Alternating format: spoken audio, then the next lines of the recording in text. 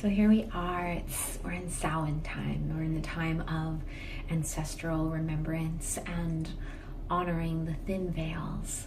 And so when I talk about the veils, I talk about it's that membrane that moves between the living world, at least the world in this incarnation, this physical flesh, this land, this body, this earth plane, this membrane where on the other side, that's where I feel like souls that have not incarnated yet exist. That's where our ancestors move through. That's where, if they're not back into their bodies here, some other form. It's also this place where, if anything, life force hasn't fully taken shape. So it's where prayers and dreams and the paths before us also exist in some ways behind this veil. And so when I think about this time where people think about Halloween, Dia de los Muertos, this time of honoring that when the veils become thin, our connections and our communications are more easily received in both directions. And so I encourage you to feel into, is there a message that is seeking you to create the space to listen to it? Perhaps it's an old great-great-grandmother that's telling you to get out of your relationship and, wait for that fantastic being over there.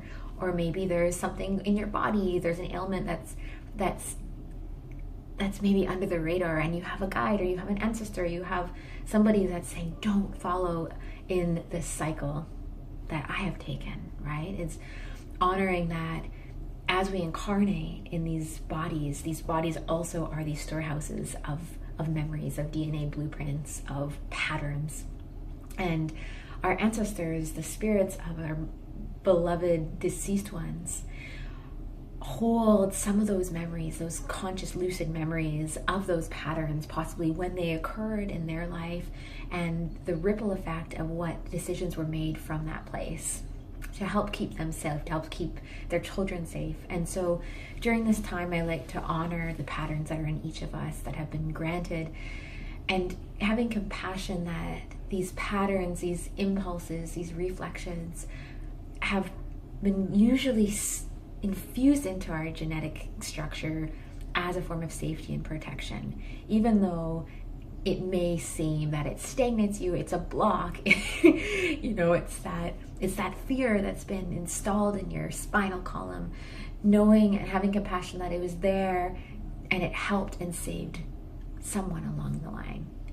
And so some of the most potent work that I believe people can do is in exploring where are patterns and responsive patterns in their own bodies that are stimulated by situations in this life that might alert the body that it's time to get into this protective system that my ancestors have devised to keep me safe.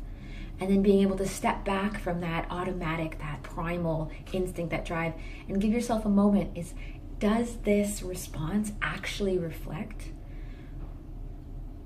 what's needed now in this life, in this incarnation, with the social, political dynamics, with the even the luxuries that are here? Does it still apply? And if it doesn't, what is a pattern that you can start bringing back into your body and almost renegotiating with these instincts? Because so that's a little bit of what I like to think about during this time, and also doing research and exploring, learning names, learning where the gaps are in your familial line, learning where those gaps can be filled within an instinctual knowing in you, this pulse or this truth that Ancestry.com can find. This truth that there are threads of stories that when you want, if it feels right, you can go and ask to hear them. That these stories can help bring life to where these gaps are in how you see the world, and how the world that you've been shown. And you can also help by offering information and guidance to some of those gaps, maybe from your own life experience.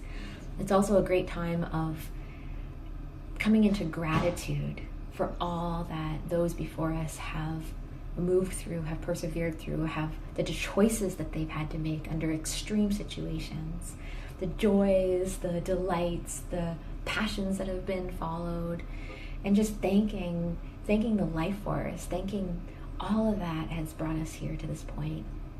So just honoring all my ancestors, the long lineage of potent beings, survivors, the ones that have chosen to continue to pass on this seed of life into this unknown future.